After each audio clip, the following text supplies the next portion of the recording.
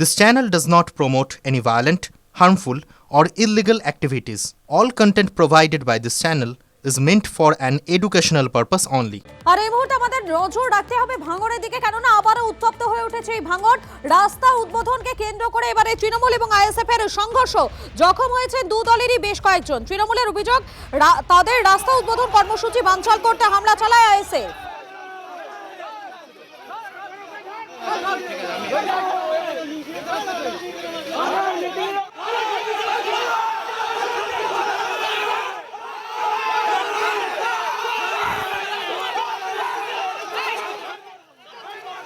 দেখতেই পাচ্ছেন আপনারা কিভাবে সেখানে উত্তেজনার পরিস্থিতি তৈরি হয়। তৃণমূলের অভিযোগ তাদের রাস্তা উদ্বোধন কর্মসূচি বানচাল করতে হামলা চালায় আইএসএফ।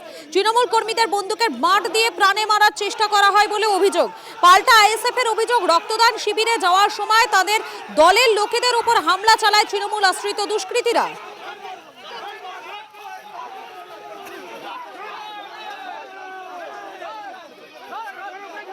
এই ভুট্টা বলে যে ছেলেটা ভুট্টা মেরেছে আমাকে, আর হচ্ছে নাজমুলের ভাইরা আমাকে মেরেছে। ওরা ভাইজান আইএসএফ। আচ্ছা, আমাদের 50 সদস্য থেকে শুরু করে আমার 50 সদস্যকেও মারা হয়েছে, আমাকে মেরেছে, আমার হচ্ছে বুথ সভাপতিকেও মেরেছে, আমার রেজওয়ান মোল্লা কেউ মেরেছে। ওদের কথা হচ্ছে আইএসএফরা যে কোনো অনুষ্ঠান করুক, যাই করুক, টোটালে কাউকে যাওয়া যাবে না, রক্ত দেওয়া যাবে না। আজ রক্ত দিতে গেলে কত মানুষের জীবন বাঁচে, ওরা সেটা না, ওটা পার্টি নিয়ে রাজনীতি নিয়ে ব্যস্ত। ওরা বলতে টিএমসিরা। আমাদের একজনের খুব মার মারলো, সে তো কোনো শেষ নেই, ফোন দেখি এখান থেকে ট্রান্সফার করবে আর্জিকল।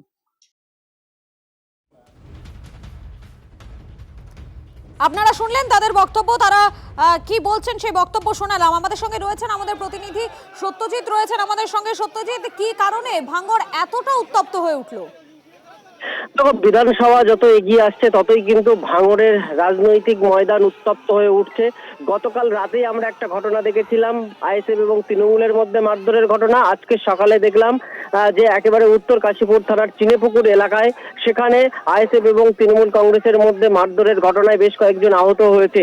তৃণমূল কংগ্রেস যেমন অভিযোগ করছে যে তাদের কর্মীদেরকে মারধর করেছে আইএসএফ, পাল্টা কিন্তু আইএসএফ এর অভিযোগ যে তৃণমূল কংগ্রেসের কর্মী সমর্থকরা আইএসএফ এর কর্মী সমর্থকদেরকে মারধর করেছে এবং সেক্ষেত্রে তাদের অভিযোগ যে তারা রক্তদান শিবিরে যাচ্ছিলেন, সেই সময় তৃণমূল কংগ্রেসের কর্মী সমর্থকরা তাদেরকে মারধর করে। অপরদিকে তৃণমূল কংগ্রেসের অভিযোগ যে একটি রাস্তার উদ্বোধনে তারা যখন সমবেত হয়েছিল তখন আইএসএফ এর কর্মী সমর্থকরা তাদের উপরে হামলা চালায়। ফলত অভিযোগ পাল্টা অভিযোগকে কেন্দ্র করে একেবারে উত্তপ্ত হয়ে ওঠে পরিস্থিতি। আপডেটের দিকে তুমি নজর রাখো। আপাতত তোমাকে ধন্যবাদ সত্যজিৎ। এবং এই বিষয় নিয়ে শওকত মোল্লা তিনি কি বলছেন, তার কি বক্তব্য একবার শোনাই আপনাদের। আমরা এই ঘটনার তীব্র নিন্দা জানাচ্ছি এবং এখানকার যে পঞ্চায়েতের মেম্বার জুলফিকার তাকেও মারা হয়েছে। তারপর আমাদের কর্মীরা ছুটে গেলে তারপর এরা পালিয়ে গেছে। এটাই হচ্ছে আইএসএফ। কিন্তু পাল্টা তো ওরাও একটা অভিযোগ করছে যে ওদের রক্তদান শিবিরে যাচ্ছিল, সেই সময় তৃণমূল কর্মীরা। কেন রক্তদান শিবিরে? এত রক্তদান শিবির হচ্ছে, কেউ বাধা দিতে পারেনি, আর আজকের বাধা দিয়েছে। সম্পূর্ণ মিথ্যা কথা। এটা নোংরামি, এখন নাটক করছে। এই নাটক আর বেশি দিন চলবে না, করতে দিন, করুক নাটক। শওকত মোল্লার বক্তব্য আপনাদেরকে শোনালাম। বারবার করে এই ভাঙড় উত্তপ্ত হয়ে ওঠে। যে কোনো নির্বাচনের আগে আমরা দেখতে পেয়েছি ভাঙড়কে উত্তপ্ত হয়ে উঠতে, ভাঙড়ে উত্তপ্ত পরিস্থিতি সেখানে তৈরি হয়। আর এবারে রাস্তা উদ্বোধনকে কেন্দ্র করেও তৃণমূল এবং আইএসএফ কর্মী সমর্থকদের মধ্যে রীতিমতো হাতাহাতি, ধস্তাধস্তিতে জড়িয়ে পড়লো দুই দলই। এবং এখনো পর্যন্ত যে আপডেট পাওয়া যাচ্ছে, দুই দলেরই বেশ কয়েকজন কর্মী সমর্থক তারা আহত হয়েছেন, তারা হাসপাতালে ভর্তি রয়েছেন। দেখুন একবার সেই পরিস্থিতি।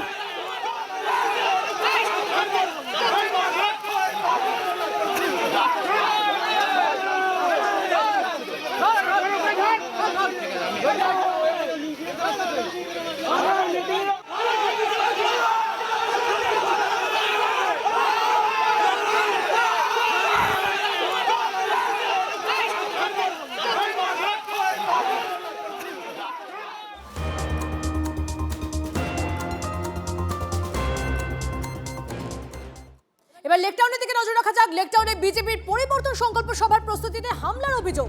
প্রতিবাদে গেরুয়া শিবিরে অবরোধ ঘিরে তুলকালাম। অবরোধ তুলতে গেলে পুলিশের সঙ্গে ধস্তাধস্তি বিজেপি কর্মীদের। ছবি দেখুন।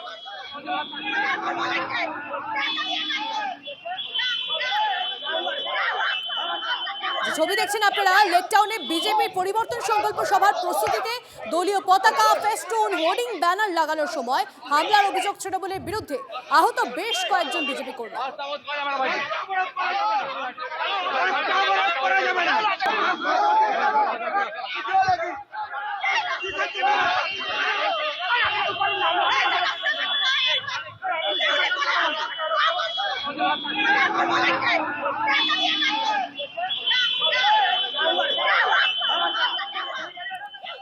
আমাদের প্রতিনিধি রঞ্জিত আমাদের সঙ্গে রয়েছে। রঞ্জিত, বিজেপির একটা সভা, সেই সভায় এরকম পরিস্থিতি কেন হলো? অবরোধ তুলতে গেলে পুলিশের সঙ্গে ধস্তাধস্তি বিজেপি কর্মীদের, পরিস্থিতি এত উত্তপ্ত হলো কেন?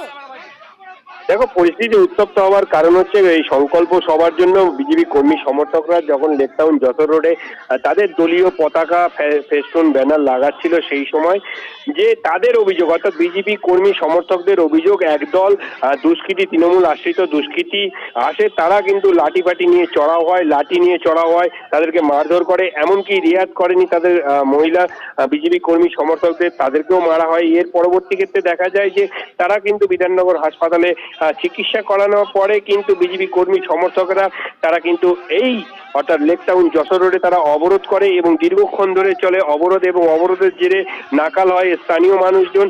এবং তারপরে পরবর্তী ক্ষেত্রে দেখা যায় যে লেকটাউন থানার পুলিশ, বিশাল পুলিশ বাহিনী আসে ঘটনাস্থলে, এবং সেই সময় অবরোধ তুলতে গেলেই কিন্তু বিজেপি কর্মী সমর্থকদের সঙ্গে পুলিশের বচসা, প্রথমে বাদানুবাদ, তারপরে কিন্তু ধাক্কাধাক্কি, ধস্তাধস্তির আকার নেয়। এবং সেক্ষেত্রে কিন্তু লেকটাউন থানার আইসি কিন্তু হাতে ধারালো অস্ত্র লাগে এবং তার হাত কিন্তু রক্তাক্ত অবস্থা হয়। নজর রাখুন, ধন্যবাদ।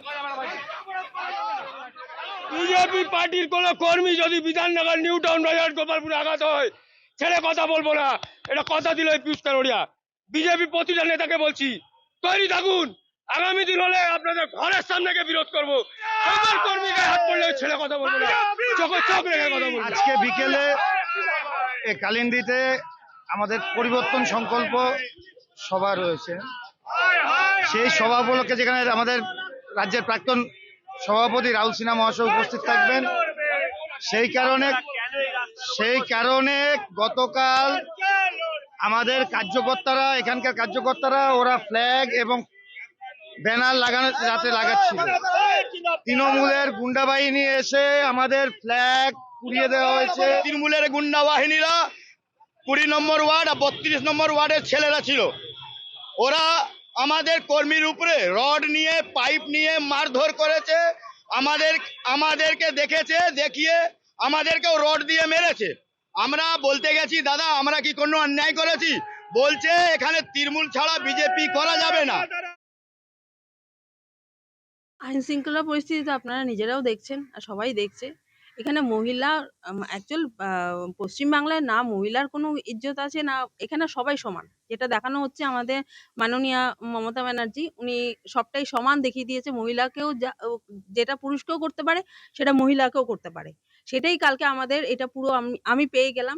আগেও অনেক কিছু আমার সাথে হয়েছে, আর কালকে পুরো মানে প্রাণটা খালি বেঁচে আমি এসছি।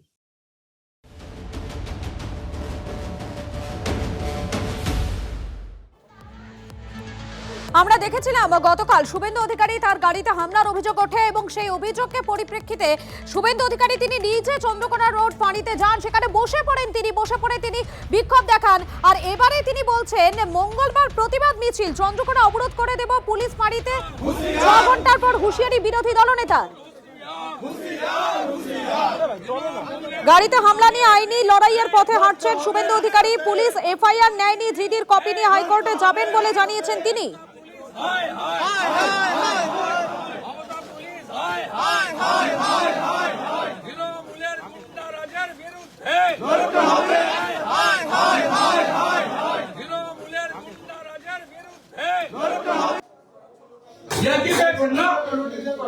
আমি পুরুলিয়া থেকে ফিরছি গাড়ির উপরে লাঠি দিয়ে, মোটা লাঠি দিয়ে, হ্যাঁ আগে অ্যারেস্ট করবেন। 8 ঘন্টা আগে থেকে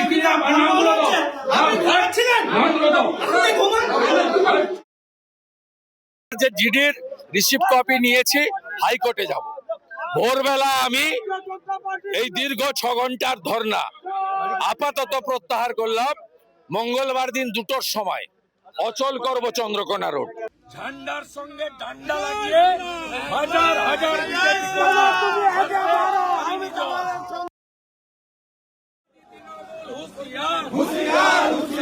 তৃণমূল হুঁশিয়ার বিরুদ্ধে লড়তে হবে একসাথে, হামলাবাজির বিরুদ্ধে লড়তে হবে। এক ঘন্টা হঠাৎ করতে পারবে না, 1 ঘন্টা ধরে গালি দেওয়া, 1 ঘন্টা ধরে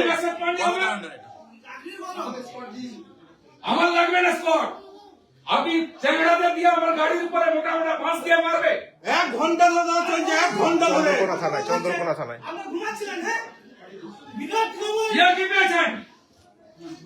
আমি উঠবো না, অ্যারেস্ট করবে তার আপনার স্ত্রীকে জানান, আপনার পলাশ ধারীকে জানান আমি বসে আছি।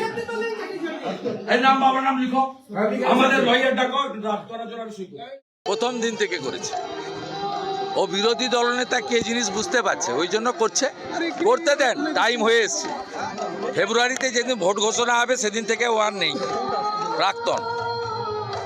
সব করে গণতন্ত্র হয় না। আমরা ব্রিটিশকে খেদিয়ে দিয়েছি, এটা কি ব্রিটিশের উপরে নাকি? মেদিনীপুরের লোক আমরা। মাতঙ্গিনী হাজরা থানা দখল করে নিয়েছিল, আমাদের এসব ভয় দেখিয়ে লাভ নেই। আর আমরা না থাকলে উনি দিদি থেকে দিদিমা হয়ে যেতেন, কোনোদিন মুখ্যমন্ত্রী হতেন না।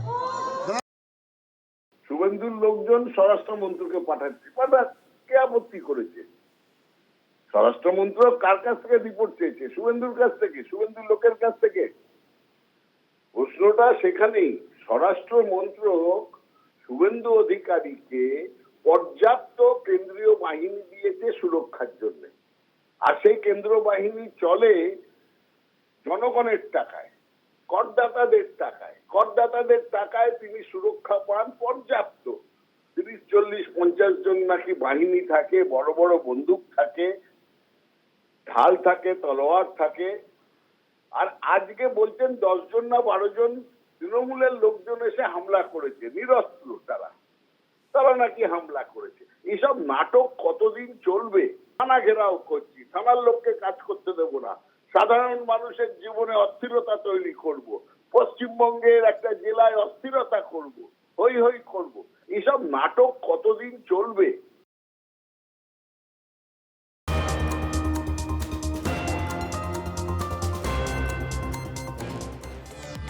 শুভেন্দুর গাড়িতে হামলার অভিযোগ, পাল্টা থানায় তৃণমূল কর্মীদের উপর বিনা প্ররোচনায় লাঠিচার্জ কেন্দ্রীয় বাহিনী। থানায় অভিযোগ শাসক দলের। বিকেলে চন্দ্রকোনা রোডে তৃণমূলের প্রতিবাদ মিছিল।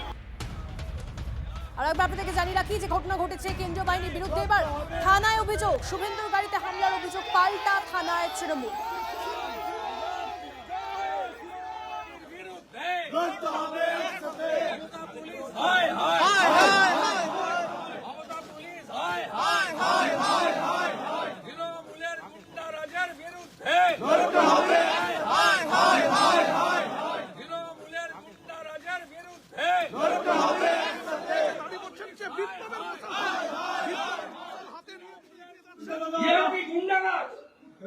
এক ঘন্টা হঠাৎ করতে পারবে না, 1 ঘন্টা ধরে গালি দেওয়া, 1 ঘন্টা ধরে আমার লাগবে না স্পট। আপনি চ্যাংড়াতে দিয়ে আমার গাড়ির উপরে মোটা মোটা বাঁশ দিয়ে মারবে, 1 ঘন্টা ধরে চলছে, 1 ঘন্টা ধরে চন্দ্রকোনা থানায় কি পেয়েছেন? আমি উঠবো না, অ্যারেস্ট করবে তার আপনার স্ত্রীকে জানান, আপনার পলাশ ধারীকে জানান আমি বসে আছি। এই নাম বাবার নাম লিখো, আমাদের লয়ার ডাকো, তোরা জোর আমি শিখবো। তৃণমূল কর্মীদের উপর বিনা প্ররোচনায় লাঠিচার্জ কেন্দ্রীয় বাহিনী। থানায় অভিযোগ শাসক দলের। বিকেলে চন্দ্রকোনা রোডে তৃণমূলের প্রতিবাদ মিছিল। যে ঘটনা ঘটেছে, শুভেন্দুর গাড়িতে হামলার অভিযোগ, পাল্টা থানায় তৃণমূল। কথা বলবো দেবব্রত, আমাদের প্রতিনিধি আমাদের সঙ্গে রয়েছে সরাসরি। দেবব্রত, এই তো তৃণমূলের তরফ থেকে বলা হচ্ছে তাদের বিনা প্ররোচনায় নাকি লাঠিচার্জ করা হয়েছে। এবার থানায় অভিযোগ শাসক দলের। শুধুমাত্র তা নয়, এবার তাদের তরফ থেকে একটা কর্মসূচি রয়েছে। একদমই, দেখো গতকালকে যে ঘটনা ঘটেছিল সেই ঘটনার পরে যেমন শুভেন্দু অধিকারী একটা অভিযোগ কমপ্লেন দায়ের করেছেন, ঠিক প্যারালাল হয়েতে কিন্তু তৃণমূলের পক্ষ থেকে একটা অভিযোগ দায়ের করা হয়েছে এবং সেই অভিযোগের পরিপ্রেক্ষিতে কিন্তু আজকে বিকালবেলা আবার একটি কর্মসূচিও রাখা হয়েছে চন্দ্রকোনা রোডে, যেখানে তৃণমূলের পক্ষ থেকে একটি প্রতিবাদ মিছিল সংগঠিত করা হবে বলে জানা গেছে। মূল অভিযোগ করা হয়েছে যে সিআরপিএফ বা কেন্দ্রীয় বাহিনী বিনা প্ররোচনায় তৃণমূল কর্মীদেরকে লাঠিচার্জ করেছে, এটি একটি অভিযোগ করা হয়েছে। পাশাপাশি একটি অভিযোগ করা হচ্ছে বা যার প্রতিবাদ জানানো হচ্ছে, যে প্রতিবাদটা জানানো হচ্ছে সেখানে জানানো হচ্ছে যে শুভেন্দু অধিকারী রাজ্যের বিরোধী দলনেতা, তিনি পরিকল্পিতভাবে এলাকায় উত্তপ্ত করছেন, চন্দ্রকোনা রোড এলাকাকে উত্তপ্ত করছেন। এই দুটি ঘটনার প্রতিবাদ করেই কিন্তু আজকে প্রতিবাদ মিছিল সংগঠিত করা হচ্ছে ব্লক তৃণমূল কংগ্রেসের পক্ষ থেকে। ইতিমধ্যে জেলার পুলিশ সুপারও কিন্তু যিনি জানিয়েছেন যে দুপক্ষের পক্ষ থেকেই কিন্তু দুটি কমপ্লেন করা হয়েছে এবং দুটি ঘটনারই কিন্তু তদন্ত চলছে বলে তিনি জানিয়েছেন। বেশ, নজর রাখো। ধন্যবাদ।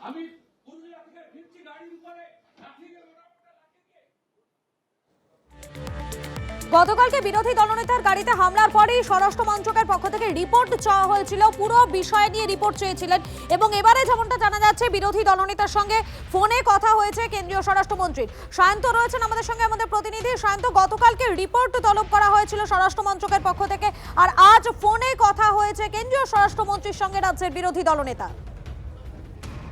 চন্দ্রকোনা রোডের উপর যে ঘটনা ঘটেছে তাতে শুভেন্দু অধিকারী কিন্তু স্পষ্ট জানিয়েছে যে তৃণমূলের আশ্রিত প্রায় 20 জন দুষ্কৃতী তারা লাঠি রড নিয়ে দাঁড়িয়েছিল এবং তার গাড়িতে এবং তাকে তার গাড়ি মারধর করার জন্য, গাড়ি ভাঙচুর করার জন্য এবং তাকে প্রাণে মারার জন্যই তারা এরকম দাঁড়িয়েছিল বলে শুভেন্দু অধিকারী অভিযোগ করেছে।